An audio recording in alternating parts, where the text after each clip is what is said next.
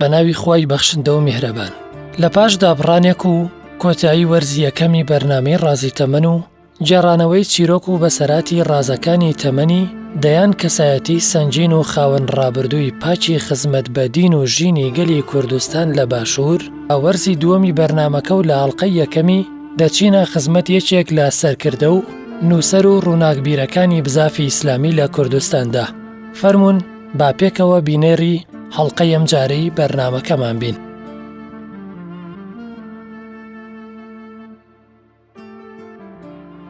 ئاسایان پێم خۆشە سەرەتا خۆ بناسیێنی، هەرچەند تۆ ناسراوی بەڵام زیاتر ناویستیانی خۆ بناسیێنی بۆ بینەرانی ئێمە. بسم الله الرحمن الرحیم. من ناوم ئیکرام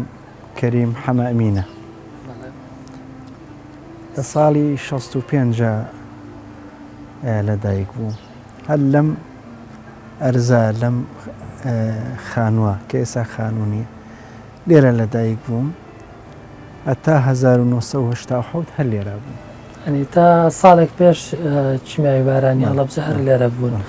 ئەوسا ئێوە هەر بە ئەسڵ خەڵکی هەڵەبجەن یان خەڵکی لادەکانی چواردەوەری هەڵەبجەن؟ ئێمە بە ئەسڵ خەڵکی بەکراوین. ئەم دێ تاریخەکەی کە لە خوار هەڵەبجەوێت تقریبا 5 کیلۆمەتر دوورە لە هەڵەبجە. بەس باوکم گومانە بم هەر لە ساڵی 56 هات پێێتە ئێرە کاتۆتە ئێرەیتر لەو کاتەوە ئێمە لە هەڵەبجەین. ئەوسا گەر باسێکی ژیانی مناڵی ئەوەی کە بیرروما بێ پێش قۆناغی خوێندن، مەسەرەن ئەو کاتێکە مناڵی تر فەهمەکاتەوە و یادگاری خۆی بیرە، یادگاری مناڵی مەسەلەن یاری و گاڵتە و بەزمی مناڵان لەم کۆڵانە هیچ و بیر ماوە؟ کە من لێرە لەدایکە بم ئەوم لە بیر مابێ هەنێکیان بۆ گێڕامەوە. دایکم خوا ئەفریقا بۆیە گێڕامەوە. خۆشم ئەو تۆزەی میەتە بیر کە ئەوانەی کە تێبگەم لە قورئان خوێندن، لە قورئان لەبەرکردن، لەوە چێت لە عمری 4 ساڵان و کەمتر یا زیاتر. ئالەو کاتانە دایکم خوا ئەفریقا دەستی گرتم و دۆشەکەیەکی بچووکی بۆ دروست کردم و جوزمێکی ئەمەی بۆ پیا کردم، بردمی بۆ مزگەوتی خانم. ئەو کاتە مامۆستا شێخ محەممەی شێخ ڕەسوڵی عەبابەیلەی لێبوو بە ڕەحمەت بێیاخوا هەمویان بە ڕەحمەت بن. چوومە مزگەوتی خانم، لەوێ بیرمە کە چوومە مزگەوتەکە سۆبەیەکی داری لێبوو، دار تا بنمیچی مزگەوتەکە بەرزکرا بوویەوە. لە پاڵ سۆبەکە دانیشتم بەسەر دۆشەکە کە دەستم کردە خوێندنی جوزی عامە لە خزمەتی ئەو پیاوە جوزی عامە بخوێن. بەس لە ڕاستیان ئەزان تا کوێ ڕۆیشتم لەگەڵیان. ئەوەم لەبەرە ماسا پێشەوەی بچیتە قوتابخانە قورئان و دەست پێ کرد؟ بەڵێ بەڵێ، پێشەوەی بچمە قوتابخانە ئەوەم لەبەر کرد. ئیتر نازانم تا چەنێ، بەڵام لە دوای تا 2000 تقریبن لە خزمەتی ئەو مامۆسا هەر هاتوچۆ و عەلاقات و مەحەبەت هەبوو لەوەرمانە. خوا لێی خۆش بێ ئێستا نەماوە. تاوان مامۆستا شێخ محەممەد و کوڕی مامۆستا شێخ ڕەسوڵی عەبابەیلەیەکی کە لە ناودارە گەورەکانی ئەم مەنتیقە. یادگاری تر لێرە ئەوە بوو کاتی خوێندنم هات، دراوسەیەکمان ئەمەی تەنیشتمان کە ئێستا کراوە بە خان و پێیانەوت کاک ئەحمەی ئامینیان پێوت، عەبابەیلەی بوو ئەویش برای شێعەلی خولەکە شکۆڵ بڵێن. لە خزمەتیانە ئەو قەراریدا کە بم با بۆ مەکتەب و لێوێ داخلی مەکتەبم بکە. دیارەمە 6 ساڵانە، تەمەنی 6 ساڵان. بەڵێ کە بردویان بۆ مەکتەب وتیان کوا تەسکەرە و شتی، وتی وڵات تەسکەرەی نییە. دێ وڵات داخلی ناکەین. ئەوشتی چۆن داخلی ناکەن؟ ئەمە دراوسی ئێمەیە و ئەبێ داخلیکە. من وا دەدەم خێرا تەسکەرەی بۆ دەربێنین. ئەو وەریان گرتم بەبێ تەسکەرە، بەڵام دوای تەسکەریان بۆ دەرهێنا. ئەیتر لەم مەکتەبی سەرکەوتنە دامەزرام بووم بە تەلەبە و تقریبن هەتا قۆناغی تا سەفی 5 ابتیدایی.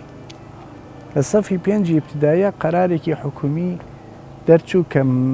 مەکتەبی باڵان بۆ بکرێتەوە. بەڵام بۆ مەکتەبێکی ئیبتیدایی بوو بەخوا نازانم کێ مدیرەکەی وەسا نایەتە بیرم زۆر.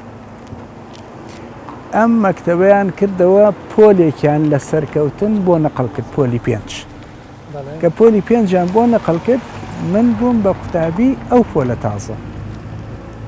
ئیتر لەوێەوە تەقریبەن مەسائیلی دینی و خوێندنی دینی زیاتر دەستی پێکرد بوو بە قۆناغێک لە قۆناغەکانی ژیانی من. لەوێ مامۆسایەکی بەڕێزم ناسی، مامۆسا حسین دەڵەمەڕی، پیاوێکی فازڵ، پیاوێکی موسڵمان، پیاوێکی دڵسۆز بۆ دین، خزمی جەنابەتە. بەڵێ بارەکەڵڵا، زۆر مەمنونی تا قیامەت دوعای خێریشم بۆ هەیە بۆ خۆی ماڵ و ماڵی یا ڕەبی بەختەوەری دین و دنیا بێت. ئەو پیاوە دەستی گرتم لەو مەکتەبە. ڕۆژێکیان بیریمێ من تۆزێ خوا لێی بەزیاو بێ زیرەکێکی پێدا بووم. ئیتر کە سەیری دەرەجەکانی کردم هەر یەکەم ساڵ، زۆر معجەبی دەرەجەکان بوو. ڕۆژێکیان لە حەوشەی مەکتەبەکە وتی ئیکرام وەرە با قسەیەک و بۆ بکەم. وتم باش. وتی تۆ حەزەکەی قورئان بخوێنی؟ منیش خۆ ینی زۆر بڵێ جوابی و پرسیارم زۆر نەیەزانی، بەڵام وتم ئارە وەڵا پێم خۆشە. وتی دەی دوای مەکتەب وەرە بۆ مزگەوتی سەلاحەدین و کاتە سەلاحەدین بوو، ئێستا مزگەوتی حاجی محەممەدی پێڵێن ئەوەتە لەم خوارەی خۆمانەوە. وتی وەرە بۆ ئەوێ لەوێ دەرست پێڵم. ئیتر یەکەم دەرسی قورئانم سەردەسی مامۆستا حسێنە دەست پێکرد، خوا جزای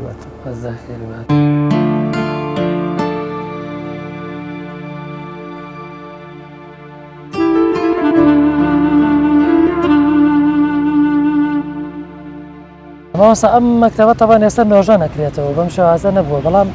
وابزانم تۆ زۆرترین جوڵەی تەنزیمیت یا جوڵەی ئیسلامیت لە مەکتەبا بووە. برادێکی خۆ بۆی باس کردە باڵێ تەلەبەکان لە کاتی فرسەتەکانە هاتن لای مامۆستا ئیکرام وەکو مامۆستا دەرسیان نەخوێن لە کاتێکە هاو ئاستی یەک بوون.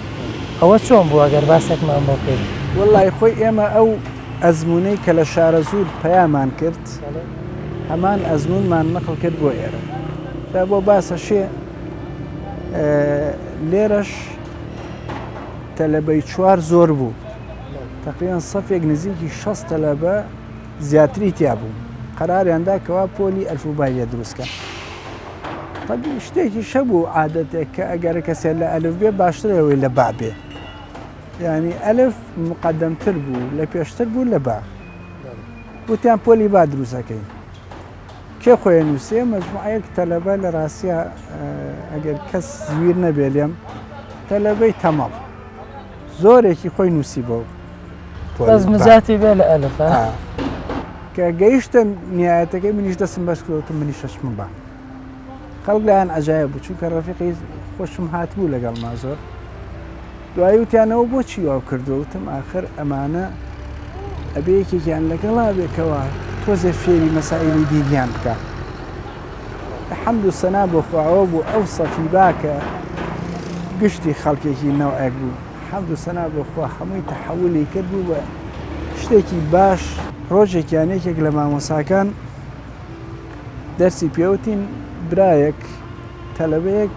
تۆزێ دواکەوت بوو کە هاتە ژوورەوە سەلام عەلەیکی کرد. ئێتەوتی سەلام عەلەیک، ئەمەش عەلەیکە سەلامان کرد و هێم بوو. مامۆساکە تۆزێ مارکسی بوو، بێتام بوو. ئێتر وتی ئەوە چییە سەلام عەلەیک یعنی چی؟ خۆ ئێرە مزگەوت نییە، خەلاسە بڕۆ دەرەوە.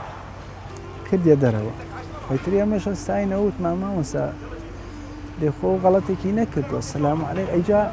مەکتەب و مزگەوت فەرقی چییە؟ شوێنی خوێندنی تەعلیم و تەربیەیە.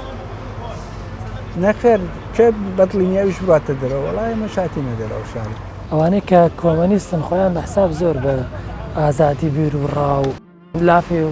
گزاف بە ناوی دیموکراسی ئەمانەوە لێدەن کە چێوە تەعاملی یەک سەلام عەلەیکی تەلەبەیەکی نەکردووە. نەخێر ئەجا تۆ بۆ ئەوە ناڵێ موسڵمانان لە هەموو شوێنێکی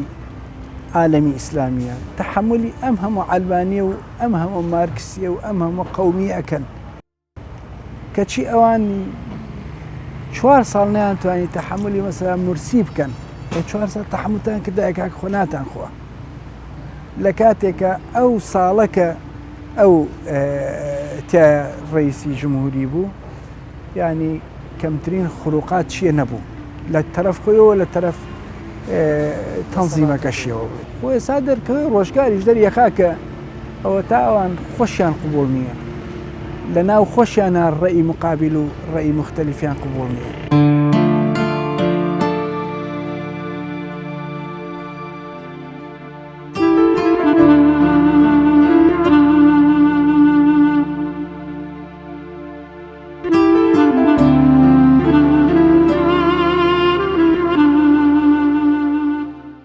ماوەساییان ئەم مزگەوتەی کە لێین کاتی خۆی ناوی مزگەوتی سەلاحەدین بووە بزانام ئێستا مزگەوتی حاجی محەممەدی پیاڵەن جا یەکێکە لەو شوێنانەی کە زۆرترین جوڵەی ئێوەی تیا بووە دەرس و دەورتانی تیا بووە ئەگەر بکرێ باسێکی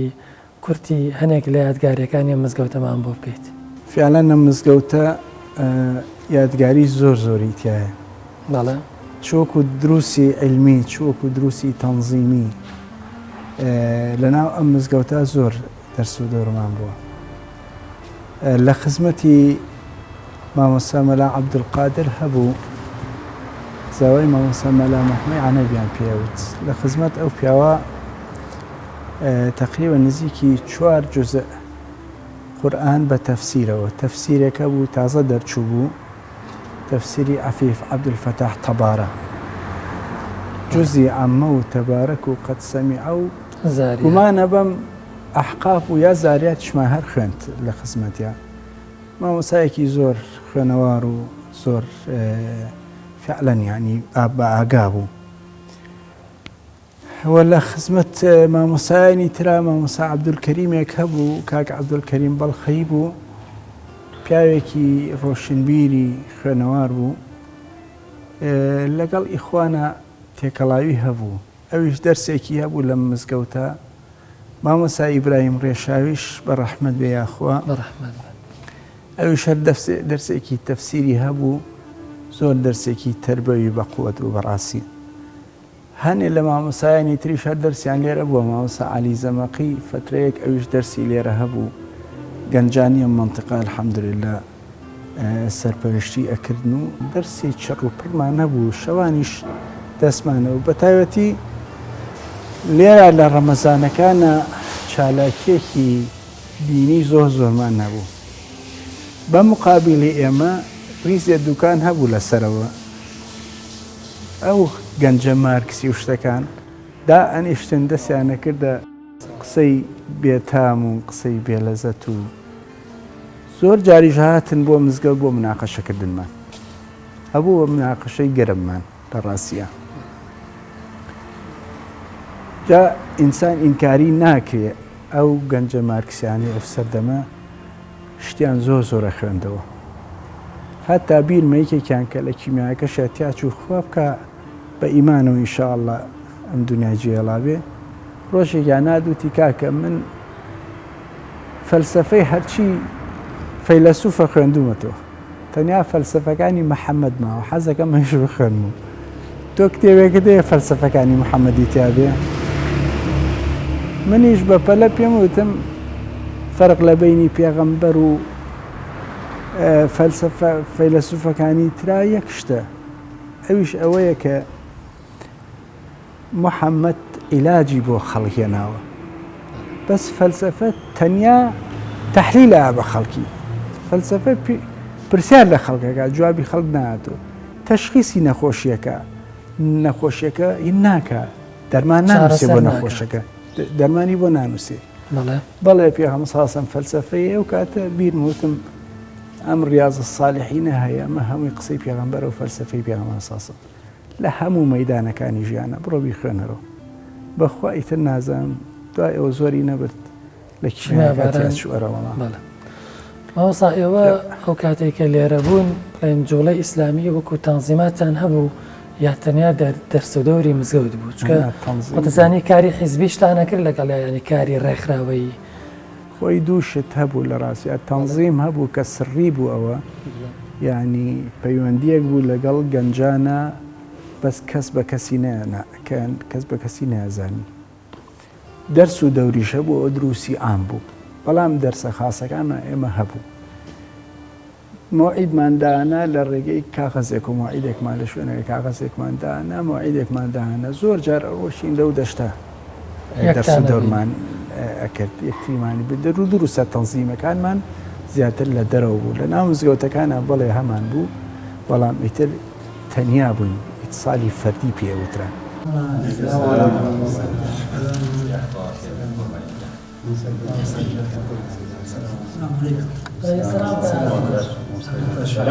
یعنی وا چووەتە دڵی گەنجەکان بەتابەتی گەنجەکانەوە ئێمە پیرین تر تواوە تۆ لە دەروونمانە کاریکران ئینسانێک بووە هەر بە سیمای و دانیشتنی و قسەکانی و ئەوە کە قوتابیەکی زیرەک و ڕێک و پێ بوو ئەم لاولە ئەوەلە ماشەڵڵا ئەدەب و ئەخلاق و هەسوکۆتی ئەوە وا بوو مامەسە مەلا عوسمان مامەسە مەلا ساڵح مامەسە مەلا سەدیق زۆر بەدڵیان جا مامەسە مەلا سەدیق خوالیان خۆش بێ هەموویان یعنی ناوەرۆکی ئینسانی ئەخۆندەوە جا ئەمیشێکێک بوو لەوانە لە ڕاستیا زۆربەی گەنجەکان چاویان لێکرد یعنی حەزیان نەکرد هەڵس و کردیان وەک بە نمونەیان هێناوە وەکو فوان کە زوانە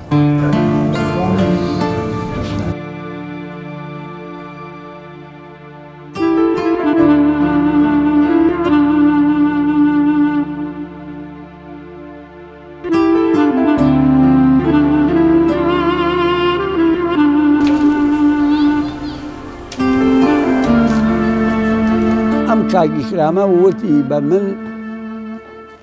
بەخوا بە گەڵا بۆی هێناوم بە ملیۆن داهێنە پێم ئەموو ئامینەی خێزانی وتیان دەی تۆ دەست بەکار بەر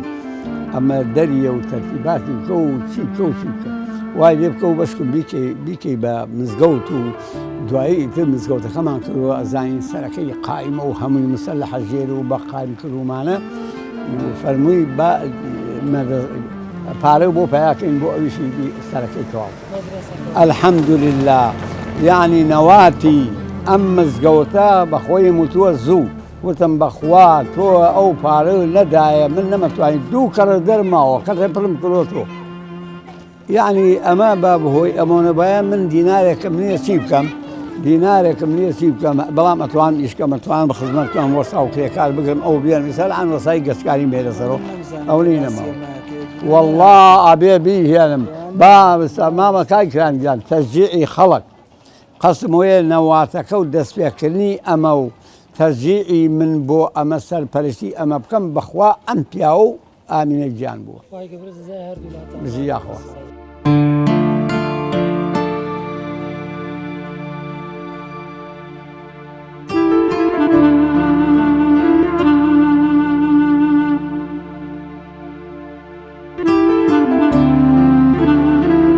دووبارە سڵاوتان لەبێ بینەرانی بەڕێز و خۆشەویست پێمان خۆش بوو بێنەوە بۆ گوندی بەکراوە زێدی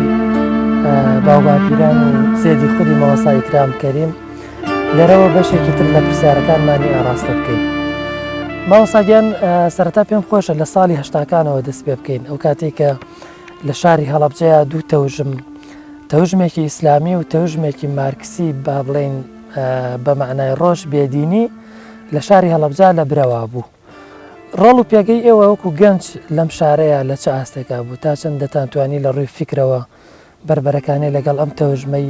مارکسیەتە لە ناو شاری هەڵەبجە بکەن بسم الله الرحمن الرحیم جەناب دەفەرمووی ساڵی بیدایەتی هەشتاکان خۆی کە شۆرشی کورد لە 74 ئینهیاری کرد لە 75 یەکسەر شۆڕش دەستی پێ کردەوە جارێکە فەرقەکەی ئەوە بوو شۆرشی 63 بۆ 74 شۆرشی تاکە حیزب بوو تاکە تەشکیلەیەک بوو وەتەنیا کە ئەو ئینهیاریکە شۆرشەکەش لەگەڵ یەکسەر ئینهیاری کرد بەڵام شۆرشی 75 کە دەستی پێ کردەوە شۆرشێکی فرە تەشکیلەی بوو چەند تەشکیلەی جیاواز هاتنە ناو ساحەکە. ئەمانەش فکری مارکسیەت زۆر تەئسیری کردبوو لێیان بە ڕادەیەکەوە کەم حیزب هەبوو لەو حیزبانە لە ناو پێڕە و پرۆگرامیە باسی لە فکری مارکسیزم لینیزم نەکردبێ. بە مقابلی ئەوە ئیسلامیەکانیش وەزعێکی تایبەت ڕووی تێکردبوون ئەهلی ئیسلام، چونکە تەنزیمی ئیسلامی و کاتە کە تەنزیمی ئیخوان هەبوو لە 68 تاکە حیزبی بەعس ئینقلابی کرد قەراریدا کەوا تەنزیماتی دینی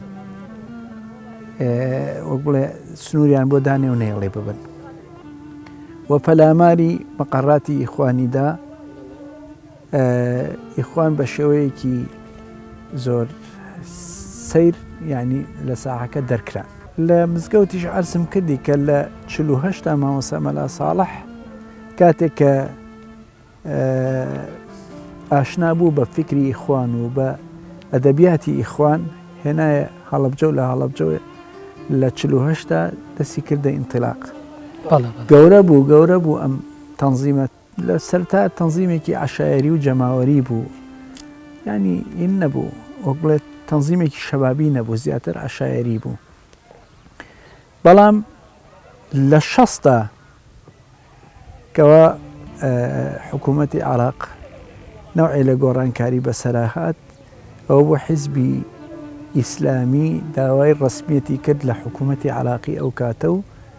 حیزبی ئیسلامی بە شێوەیەکی ڕسمی خۆی ئیعلان کرد لە عێراقا. لەو کاتە دوو برای بەڕێزی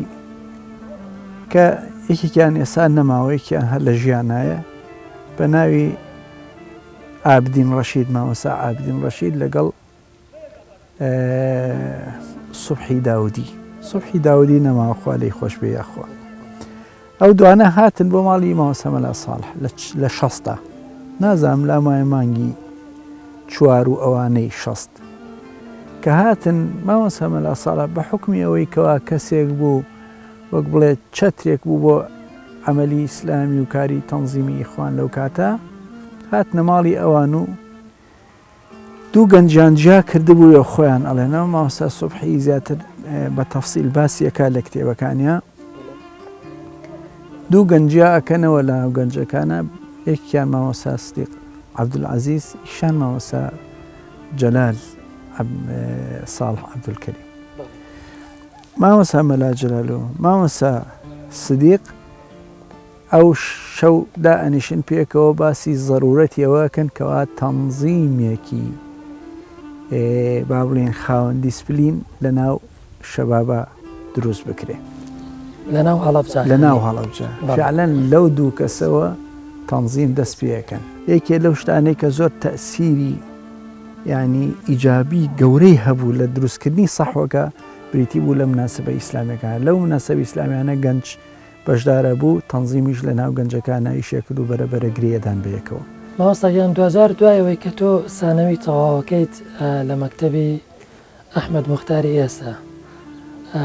بەرەو بەغدا ئاکەویتە ڕێ بە مەبەستی خوێندن لە بەغداد، بەڵام وا بزانم دوای ساڵێک لەوێ ناچارە بی کە لە بەغدا هەڵبێت یا چەند کەسێکی هاوڕێت دەستگیرەکرێن. ئەگەر باسێکی ئەوەشمان بۆ بکەیت ئەوە چۆن بوو؟ چوینە مەعهەدی تۆبیبەغا و ساڵەمان تەواو کرد بۆ هاوینەکەی بۆیە جەشی شەعبیمان بکردە نیزامی بەعسووە بوو. ئێمە نەمارکە کوردەکان چونکە وەکو مووقیفێکی دینی و هەتا وەکو مووقیفێکی قەومی وەتەنیش هەر بە ڕاستمان نەزانی جێشی شەعبی بکەین، ئەمانەوە بۆ باسە نابێ بە هیچ شێوەیەک داعمی ئەم حکوومەتە بکرێ. ئەوە بوو بۆ ساڵی دووەم کە ڕۆشتینەوە بۆ مەعهەدەکە وتیانەوە جێشی شەعبیتان نەکردووە لەبەرەوە ئەبێ ڕاست ببن. خستینانەوە سەفیەک ئایتر ئەمان خوێند. داوای لاوتیانە قەراری تازە هاتەوەی کە جێشی شەعبیەکە ئەبێ هەر فەسڵ کرێ، ئێوە بۆتان نیتر بخوێنن. ئیتر ئەوە بوو دەستیان کردە مۆزایەقە و ناڕەحەتکردنمان تا ئەوە بووتیان ئەبێ هەوێ و شتیان لێوە بگیرێتەوە ئەمانە. ئێمەش بە فرسەتمان زانی بڕۆین چونکە دیار بوو ینی شتێک وەک بڵێ معامەرەیەک نەخشەیەک شتێک هەر هەیە جوڵیان ئاسایی نەبووە فعلەن جۆڵیان ئاسایی نەبووی ترەوە بوو ئێمەش هاتینەوە لە حەڵەبجە من خۆم دوکانێکم دانا دەستم کرد لە کاسپیکردن و ئیتر دوای دوکانەکە خەریکی داواکردن بووی لەوە بەعس نازانم لەسەر ئەساسی تەقریرێک بووە یا چیەک تیان پێچام لە دوکانەکە هەرچەند ئەمیش خۆم لام هەتیان پێچاو بووم یەکێک لەوانە مدیری منەظەمەکەی هەڵەبجە ڕۆژێ هاتە لاموتی ئەوە بەیانی یادی حیزبی بەعسە نازانم چی یادێک بۆ خۆوەنی یاد هەبوو تێبێ زینە بکەیت زینە بکەی ینی دوکانەکەت بەڕازێنیتەوە خۆشی دەربڕی بە بۆنەی حیزبی بەعسەوە منی ژۆدەم بابزانین چۆنەوەتی یانی چی بابزانین چۆنەبێ مەوتماخە شاگردم لا نیێشتم لا نیێ نیازم بووکە بڵێت دەشداری مەراسیمەکە نەیکەم دوایی دوکانم داخستوی تر ڕۆشتم دو سێ ڕۆژ دوکانم نەکردەوە لەبەرەوە بەڕاستی بە سەلام ڕایان ناوێتە دوکانەکەم فرۆشت و وازمی لێنا ئەوە بوو ینی ئەلحەمدوللا و کێشەشتانە نەما ئیتر من زۆری نەبرد بۆ ساڵی هەشتا و حەوت ئەو بۆ چین بۆ ئێران ماوەسا بەڵام دوایەوەی کە ئەچنەوە وڵاتی ئێران تەبەن ماوەسا مەلا عوسمان بە ڕەحمەت بێ بزوتنەوەی ئیسلامی پێکەێنن هەرچەند بە زەمانێکی کەمیش پێش ئەوان بزوتنەوەی پەیوەندی ئیسلامی هەبووە کە لەشکری قورئانیان هەبووە بەڵام لە ڕاجایی بەشێک لە ینی دوو خەتی سەرەکی ناوی خوانە دوجار بەشێکیان سەر بە ماوەسا سەلاحەدینە بن خەتێکیشان سەر بە ماوەسا سدیق ئەوانەی کە چەک هەڵناگرن ئەگەر جەناب وەکو کاراکتەرێکی سەرەکی یەکێک لە کادیرە پێشکەوتوەکان یا سەرکردەکانی ئەو خەتانەی کە لە ئێرانەمانەوە بەبێت چەک ئەوەنەی کە بیرتان مابێ هۆکاری سەرەکی کە ئەوەی ئێوە بەشدار نەبوون لە چەک هەڵگرتن لەو کاتێک کە بزوتنەوە ماوەسا مەلا عوسمان بڕیاری جیهادکردنیاندا بۆچی ئەگەڕێنیتەوە ئەمە وەکو عەرەب بەڵێ حەدیثون ذو شجون پڕە لە ئازار ئەم قسانە فعلەن ئێمە کە ڕۆشتینە ئەوێ وەکو عەرزم کردی بەم هەدەفەوە ڕۆشتین کەوا هێزێ نەوات و با بڵێن ناوکی هێزێکی چەکداری ئیسلامی بە قۆ دروستکەین بەڵێ مانزانی پەیوەندی ئیسلامیش هەیە بەڵام ئەو پەیوەندێکی زۆر وەکوڵێ حرەکەیەکی زۆر مەحدود بوو گەورە بکرێ چونکە ئێمە تەنزیماتمان تا دووهۆک و ئەوانەش هەبوو ئەمازانی کەوا ئەتوانێ ینی وەکو بڵێ زادی ئەو شۆڕشەی پێیە چوینە سەلاسی باوەجانی لە سەلاسی باوەجانیە یەکەمین بڵێ مەنزڵگای ئەم خەڵکە کە خۆشتن دەدەم مۆزوعەکەوە لەوێ مامۆسا سەلاح و ئەوانیش هاتن بۆ بە خێراتنمان مامۆسا مەلا عوسمان وانیش هەر لەوێ بوون هەر لەوێ لە چەند جەلەسە و ڕاگۆڕینەوەی قەراراتە سەرەوەی کەوا ئەبێ حرەکەیەک دروستکرێ ناوڕا حرەکەی عولەمای مهاجرین بەخوا بزانم ئەگەر ناوەکە ئاوا بێ هەر لەوێ مامۆستا سەی ئەحمەدی عەبدولوەهاب ئەو سیاغەی بەیانێکی کرد بەیانی دامەزراندنی ئەم جەمعیە عولەمائیە کە حرەکەیەکی جیهادیە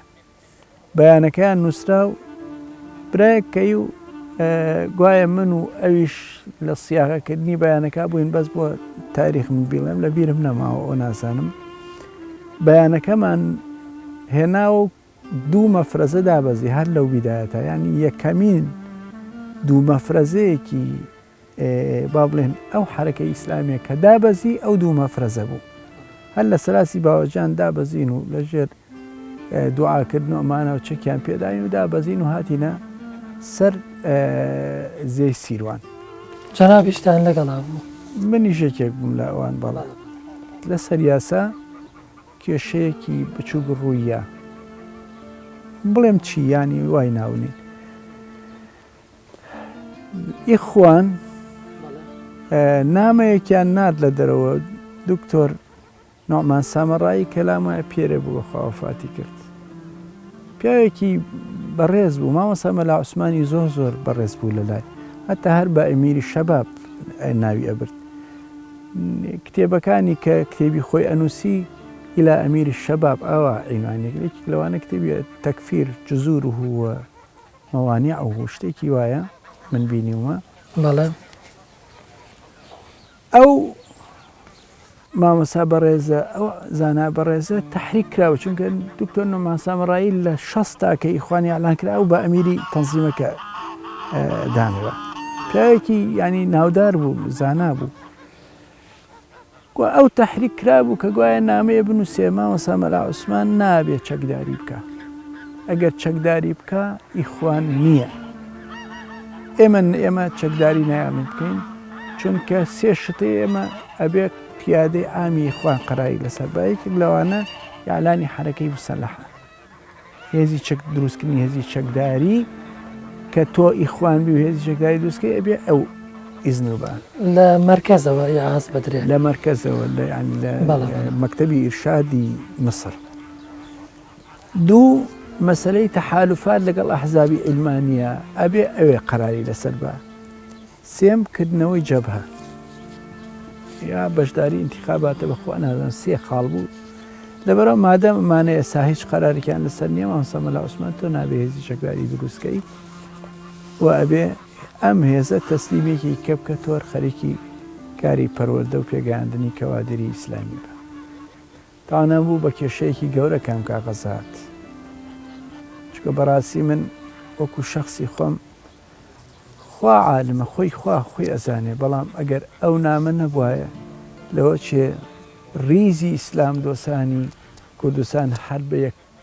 بە یەکگرتووی بمایەتەوە و ئیسلامی کوردستان و ئەفغانستان ئەوان خاوەنی قەرارە بوون خۆگینا لە ئەفغانستانی شاکاکە هێزی ئالمانی هەیە مامۆستاگیان ئەو کاتێک کە جەنابتان لە ئێرانە بن تەبەن خانەوادەی بەڕێستان لە شاری هەڵەبجا ئەمێنن ساڵی 1970 کاتێتەوە ڕۆیت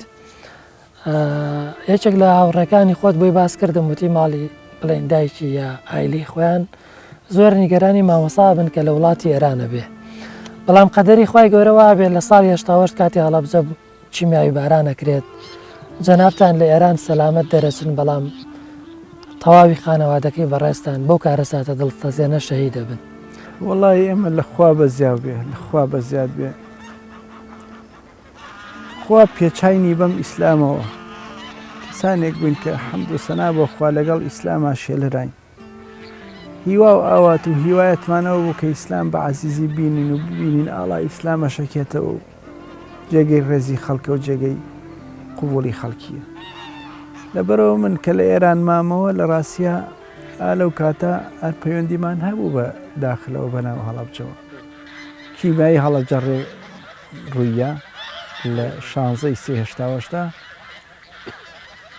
ئەو ئێتە منیش وەکو هەموو خەڵکی ئینتیزاری ئەوەمە کرد کە سوکارم بێتە ئەو دیو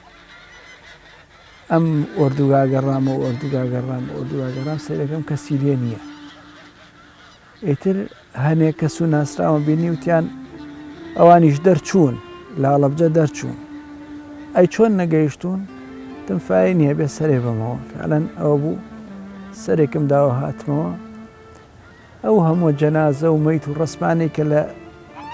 لە ئیعلامە باسەکرێ من دانە بەدانی لەوە چێ بینی بێتم هاتمەوە بیدایەتی حادیسەکەم و ئیتر هەمووی سێرەکەم حەل لە ئەو لای عەنەبەوە هەتاکو ناو شاری هەڵەبجە و جادانە هەمووی پڕبوو لە مەیت هاتمەوە بۆ ماڵەوە ئەو ماڵی کە ئێستا ئەرز بوو بینیمان ئالێ سێرەکەم کەس دیار نییە کەس نەبوو دراوسێکەمان پیانەوت ماڵی ڕەشەی سەمەن چوومە ژێر زەمینەکە سیرەکەم هەر هەمویان لەوێ کیمیایی لێ یاون کوشاوە دایکیشم نەناسیەوە نەمزانی ئەو تۆزە دوور کەوتووە لێیان بەڵام دوای سیرەکەم ئافرەتێک دەستی شایتمانی بەرزکردەوەتم حتمەن ئەمە ئەوە سیرەکەم ئیتر ئەو بوو هێنەوە ئیتر چی بکە ینی تۆ خۆ ئەم شتانە ئێمە موسڵمانین موسڵمانیش ئەبێ سابیر بێ تەنیا یەک کەلیمە وت ئینا لله و ئینا ئیلەیهی ڕاجعون خوایە لێیان خۆش بی ئەمانە وەکو میوانی خۆت ئیستیقبالیان بکە و پێشوازیان لێ بە خوایە خوای گەورە لایەن خۆش بێ، خوای گەورە ئینشاءڵڵا بەرزترین پلەی بەهەشت و فیردەوسی ئەعلای پێ بەخشی بن. مامۆستاکەن لە دوای ئەو کارە ساتە تەبەن تۆ لە ئێران جێگەی سەرنجی هاوڕێکانی خۆتەبی هاو فیکرەکانی خۆت. وابزانم بە چەند فترەیەکی کەم لە دوای ئەو کارە ساتە مامۆستا سدیق بە ڕەحمەت بێ کە بەرپرسی تۆشە بێ لە ئێرانە، تۆ کا بە زاوای خۆی و لەگەڵ کچێکی ئازیزی ئەوە بڵین زەواجەکەی لەو کاتەیە. ئەم زەواجە لەسەر پێشنیاری خودی مامۆستا بووە پێشتر جەنابتان خۆتان داواتان کرد و بوونە زاوای ئەو ماڵە؟ لە ئەزەلا ئەو شتانەی بڕیۆتە خوای گەورە. لە ڕاستیە من کە وەزع ڕوویە ئیتر لەگەڵ مەجموعەیەک گەنجە لە خانوویەکە ئەژیاین، ئەوە دوو خانومان گرتە بوو نزیکی 25 گەنجێک بووین، دابەش بووین بەسەر دوو خانووە، تێ خەریکی دەرسی تەنزیمات و مەسائلی خۆمان بووین. زۆر سەریانە کردە جەرگمان تۆ پێویستی بۆەوە هەیە کەوا زەواج بکەین. منیش وتم نایکەم، چونکە لە قەراری خۆمە حەقەتەن دام نابوو کە بێ دوای ساڵێک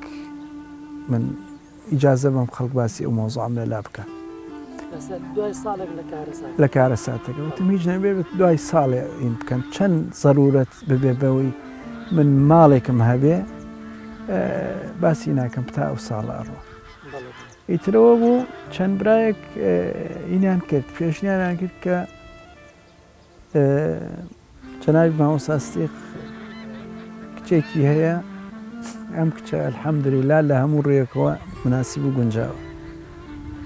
وتم کە ئێوە بە مناسیب و گونجایی بزانن بەسەر چاوقەی چێت. من چەند برایەکە لێ فەزلیان هەیە بەسەرمەوە کە زۆر تەشیعیان کردم بۆ قەزیە، ئەو بوو دێ ئەلحەمدولیلا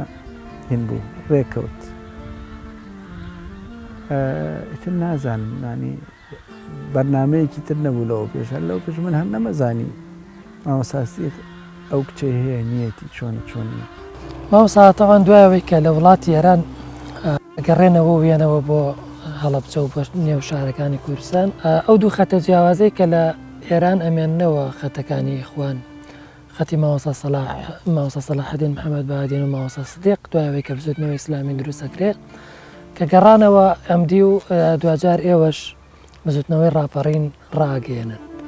بزوتنەوەی ڕاپەڕین بزوتنەوەیەکی جیهادی بوو یا بزوتنەوەیکی دەعاوی بوو، ئەوەنەی کە تۆ بیر و مابێ سەرەتا کە ئێوە ڕاتانگەیاند و تاکەی جەنابتان بەردەوام بوون لەناوە بزوتنەوەیە. بزوتنەوەی ڕاپەڕین بە تەحدید لە 22/11/92 ڕاگەێنرا. بەڵێ. ئەم باسە و مەگەر وا باسێکی کە نێڵین کەس دڵی گەرد بیگرێ، کەس دڵی عاجز بێ، کەس هین ببێ، لەسەر حسابی حەقیقەتە تاریخەکانیش نەبێ. زۆر بە کورتی و مختصری مامۆستا سدیق و مامۆستا سەلاح دوو کەسم بوون خەڵکێ زۆریان لە دەور کۆبوو بوو. مامۆستا سدیق زۆربەی گەنج و شەباب و لە ناو مزگەوتەکان و لە ناو مەکتەبەکانە لە دەوری بوون. تەنزیمێک بوو، تەنزیمێکی گەنجانە بوو. بەڵێ بەڵێ. ئەوەی مامۆستا سەلاحیش کاتنەوە بەم دیوە داوایانەکە کە ئێمە وەکو ڕەسمی و ئەمانە تەنزیمی ئیخوان ئێمەی بەڕەسمی ناساندووە. ئێوە لە مەرحەلەیەکە لە شتاکانە ڕەسمی بوون لە عێراقا، ئێستا ئەوە نەماوە ئەم تەنزیمەی ئێمە ڕەسمیە. ئیتر نەوعێک لە نازانم ناوی بنین ئیشتیبا نەوعێ لە بڵێ تێکەڵی لە قەزیەکە دروست بوو. مامۆستا سدیق بە ڕەحمەت بێ باسی ئەوەیەکی کە ئێمە تا ئەگەینە نتیجە و تا ئەگەینە ئیخوان و مشکلەی خۆمانە لای ئەو باسەکەین بەیەکەوە ئێمە ئیشی خۆمان هەر یەکەوە بەجیا بکەین و ئێن نەکەین. هەتا لەو کاتە ینی ئیستیدلالمان بۆەوە کە پێغەمبەری خوا صلی الله علیه وسلم ینی ڕێگەی داوەکو نەوعێک لە پلۆرێزمی ئیسلامی هەبێ، نەوعێ لە تەعەدودی ئیسلامی هەبێ، بۆ نمونە پێغەمبەری خوا لە حەدیسی ئیمامی بوخاریە پێغەمبەری خوا ساسم ئەبوو موسای ئەشعەری لەگەڵ معازی کوڕی جەبەل ئەنێرێ بۆ یەمەن دەی کەسیان ناکا بە ئەمیر بەسەر ئەوی تریانەوە ئەڵێ هەردووکتان ئیش بکەن بەڵام تەتاوەعا وەلا تەختەلیفە هەوڵ بن بە گوێی یەکتری بکەن مخالەفە یەکتری مەکەن دژایەتی یەکتری مەکەن بەیەکەوە ئیدارەی وڵاتەکە بدەن وتمان ئەمە بۆ ئەم مەرحەلە تا بزانین چییە بێ ئەوە بوو مۆزوعەکە هین بوو مۆزوعەکە گەیشتە ئەوەی کەوا مامۆستا ستیق ڕێیکەوت لە دکتۆر مستەفا مەشهور کە ئەو کاتە هێشتا نەبوو بە ڕابەری ئیخوان چونکە ئابزانم حامد ئەبوو نەسر بوو ئەو کاتە ئەو هین بوو دوای ئەو بوو بە ڕابەری ئیخوان مستەفا مەشهوری بینی و کێشەکەی بۆ باس کرد کە ئێمە کاکە دوو تەنزیمی ئیسلامی هەردووکمان بە ئیفتیخارەوە بە شانازیەوە ئینتیمامان بۆ ئیخوان هەیە لە زروفێکی ئاوەها ئێمە لێرە گەشەمان کردو و تەنزیمێکیش هەبوو لە ئێرانەوە هاتنەوە بۆ ئەمدی و ئێسا ئەوان داوا ئەکەن کە ئێمە ئیلتیزام بکەین بە ئەوانەوە ئێمەش ئەڵێن ئیتفاقێکێ لەبەی مانابێ ئێوە ئیلتیزام بکەن بە ئێمەوە خۆلاسە زروفێک ڕوویاوە چی بکەین ئێسا ئەویش کاغەزێکە نووسێ بۆ هەر کەسێک کە ئەم کاغەزە ئاعتیبار بۆ کاغەزە دائنێ کەوا ئێوە هەردوو وڵاتان کاری خۆتان بکەن هەر ڕێک حالەکەی ئیمامی بوخاری حالەکەی پێغەمبەر ساسم بۆ ئەبوو موسا و بۆ معازی کوڕی جەبەل کەوا هەردووکتان بەیەکەوە کاری خۆتان بکەن بەڵام مخالەفەستان مخالەفە یەکتریمەکەن کەستان ئیلتیزام بەوی ترتانەکەن تا حەلیەکەت کێشەکە ئەوە بوویتر لەسەر ئەو ئەساسە ئەمانویست ئێمە کێشەکە حەل بکەین بەڵام ئیخوان هەر نەهات بەدەم کێشەکەەوە کە ناوە بەدەم کێشەکەەوە ئیتر قەواعیدی ئێمە تقریبا نەوەیەک لە فشاریان دروست کرد لەسەر قیادەکە باشە ئیخوانێک ئەگەر ئەوە خەمسار بێ بەرامبەر بە ئێوە بەرامبەر بە ئێمە بۆ چێت ئێمە جوندی بین کاری خۆمانەکەین و هیچ پێویست ناکا باوە ئەو بۆ فیانەن بە چەند کۆنفرانسێکی مەحەلی بەسرا بۆ ئیشەکە دوایی قەراراتە سەرەوەی کە نەخێر ئێمە ئیخوان وەکو حالەکەیەک وەکو فکرەیەک وەکو مەدرسەیەک بە هەموو شێ ئیسفادەی لەکەن لەگەڵ مەدرسەکانی تری ئیسلامیە بەڵام ئێمە وەک بڵێ ئیعلانی شتێکی تر ئەەکەین غەیری ئیخوان بێ بۆی لەگەڵ ئەمبرانە نیزاع و شتێک نەمێنە لە بەیدا و ئیتر ئاوایە شتەکەەوە هەنێ حەکایەتی تایە ئەمانە ئینسانە توانێ ئەگەر بیاوێ هەر لە شوێنی تراباسیکە بەڵام گەیشتەوە نەتیجەی کە فعلەن کە نەگەیشتینە نەتیجە لەگەڵ یەکتریە لە 22/11/92 یعلانی بزوتنەوەی ڕاپەڕینی ئیسلامیمان کرد تا ئەو بوو لە 99 لەگەڵ حرەکەی ئیسلامیە یەکگرتنێک دروست بوو بە ناوی بزوتنەوەی یەکبوونی ئیسلامی.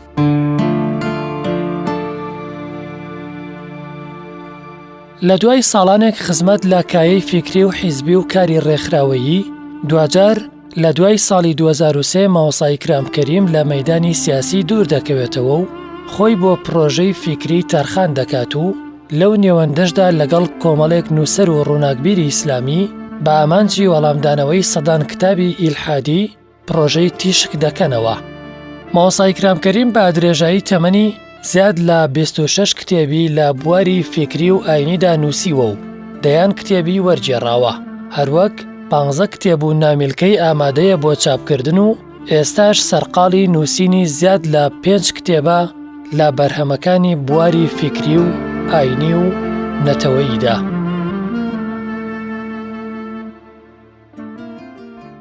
مامۆستایان لە دوای ساڵی 2000 لە دوای 99 کە کاتێک کە لەگەڵ بزوتنەوە یەک بوون یەکەگرنەوە بزوتنەوە یەک بوون دروستەکەن ئەمە درێژە کێشێت تا 2001 و دوجاریش لە 2003 تۆ بە ڕسمی واز لە کاری حیزبایەتی هێنیت. طبعاً من ناڵێم کاری ئیسلامی چوە کاری ئیسلامی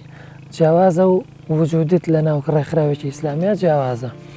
بەڵام لە دوایەوەی کە وازە هێنی لە کاری ڕێکخراوەیی سەر لە نوێ لە پرۆژە ئیسلامیەکە هەر بەردەوامە بی بۆ نمونە ئێوە پرۆژەی تیشک دروستەکەن پرۆژەی تیشک ئەمان لە پرۆژەکە چی بوو خزمەت و بەرهەمەکانی ئەوەنەی کە جێدەستی جەنابتی تیا دیار بێ ئەگەر بە کورتی باسێکی بکەیت بەڵێ لە من تا تقریبا 2003 لە ناو حیزبایەتیا بووم کە بزوتنەوەی یەکبوونی ئیسلامی ئەو بوو وەکو تەجروبەیەک نەجاحی نەیە ناو سەرکەوتوو نەبوو دوای ئەوە حرەکەی ئیسلامی ئیعلان کرایەوە سەر لە نوێ تا 2003 کە کەوتنی ڕژێمی بەعەس بوو تا ئەوێ بەردەوامی کرد من تا ئەوێ لە ناوکارە حیزبیەکە بووم بەس کە حیزبی بەعەس ڕووخاو ئیتر وەک بڵێ تهدید لەسەر ئەحزابی ئیسلامی و ئەمانە نەما هەڕەشیان لەسەر نەما لە ڕاستی ئەمەنیتر لێوە داوام کردکەوە من ئیتر واز لە کاری حیزبیێنم و ئەچم دەستەکەمەوە بە خوێندنەکەی خۆم کە لە 86ەوە من وازم لە خوێندنێ نابوو دەستم کردەوە بە خوێندنەکەی خۆمەوە بوو کولێکم تەواو کرد و کولەی ئیمام عەزەم لە بەغداد لە بەغا ئەوم تەواو کرد و دەستماندا کاری سەقافی لە 2005 بوو وابزانەگە هەڵە نەبم تر لەگەڵ چەند برایەکی بەڕێزە کاک تۆفیق کەریم و کاک بەکر حەمەستیق و مامۆستا حەسەن حاجی مەحموود و کاک فازڵ قەلەداغی و مامۆستا ئیدریس سوەیلی و کاک هاوژین عومەر و یاخوا کەسم لە بیر نەچوو بێدا دانیشتین ئەو پرۆژەی تیشکەمان دروست کرد لەبەرەوەی کەوا کتێبێکی زۆر ئەفکارێکی زۆر خراپ بۆ ناو ساحەی کوردستان ساحەی کوردستان دەرگاکانی هەموو کرابوویەوە هەموو کەسی هەڵەسا بە کەیفی خۆشتێوت ئەوە نەڕەخنە لە ئیسلام و شتی نائیلمی و شتی نامەنتیقی و شتی بێویژدانانە بەرامبەر بە ئیسلامە نووسرا قەرارماندا کە ئێمە هەوڵ بین وەڵامی هەموو ئەو گومانانە بینەوە کە ئیسارە ئەکرێ بۆیە یەکەم هەدەفێکی بریتی بوو لە وەڵامدانەوەی هەموو ئەو گومانانەی کە دروستەکە هەموو کتێبانەمان کۆکردنەوە تەوزیعمان کرد بەسەر خۆمانە هەر کەسە و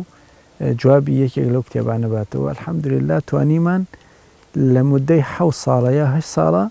100 کتێبمان نووسی بڵێ ماوەستا لە یەکێک لە کتێبەکانە کە نووسیوتانە لەم کتێبا باسی زانستێکی علمیەکەی جەنابوو کە ئەڵێیت بە پێی ئەم پێوەرە بێت لە دوای ساڵی 2009 یا 2010 بەرەوسەر وردە وردە جیان بەڕووی حەزارەی ئیسلامی ئاکرێتەوە هەل لەو ئەسناو نەخێرەوە کتێبی پرۆژەی تیشک نییە فعلەن لە دەرەوەی پرۆژەی تیشک نووسراوە بەدە بەڵگە ئەی سەرمێنەیەکی لەو بەڵگانە و علمێکە پێوترێ علمی تااقات ئەنەرژی کە علمێکە بەر حاڵەوە لەمای ئیسلامی ئەم عەسرە نوع لە تەقیمیان هەیە هەنێک لە بینی قبول و ڕەفزە ئەو علمە باسەکەن کە ئەو تااقاتانە ینی ڕەبتی بە حرەکەی کەواکیب و ئەم ئەستێرە شتانەوە هەیە کە ئەو ئەستێرە بڕاتەوە ئەستێرە ئەمە ڕۆحیات ئەو ساڵە زیاوەکە لەم ساڵە بەسە بەرەڵایی زۆرە بێت و ساڵا مەساگرانی زۆرە بێت لەو ساڵات چێبێ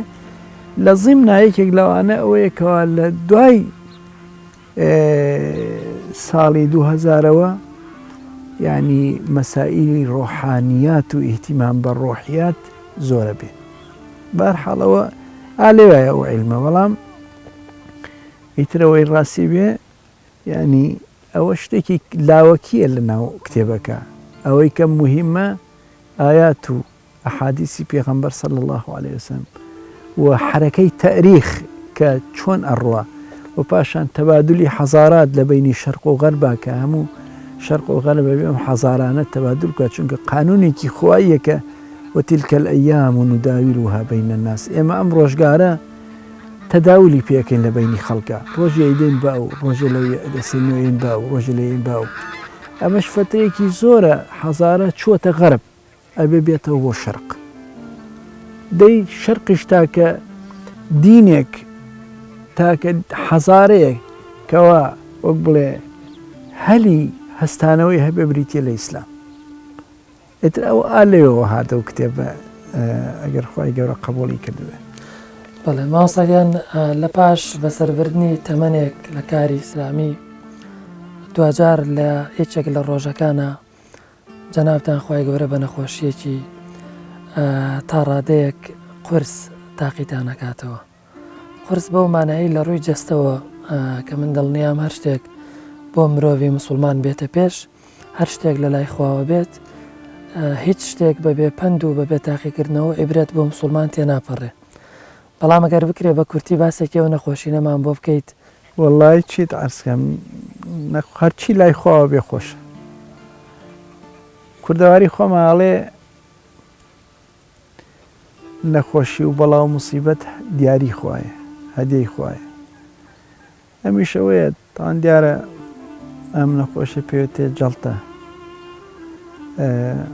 قەدەری خوا، ینی لە ماڵە دانیشت و ینی لەگەڵ مناڵەکانە دەمەتەقێمانە کرد. لە پڕێکە وتیان لە پڕێکا سەیرەکەم دەستم قورس بوو، حاولم کرد دەست بەسکەم و دەستم بۆ بەرز نەکرایەوە. وتم بە ماڵەوتم من دەسم ناجوڵێەوە چییە؟ ئێوتیان سڕ بۆ وتم مەسەلە سڕی نییە، طبیعی نییە، طبیعی نییە، بەرز نابێتەوە بۆم. دوایی قاچیشم جوڵان سەرێکم قاچیشم ناجوڵێ، تومەڵا قاچیشم ناجوڵێ. ئیترەوان زانیان شتێک هەیە قەدەری خوا، ئیتر تا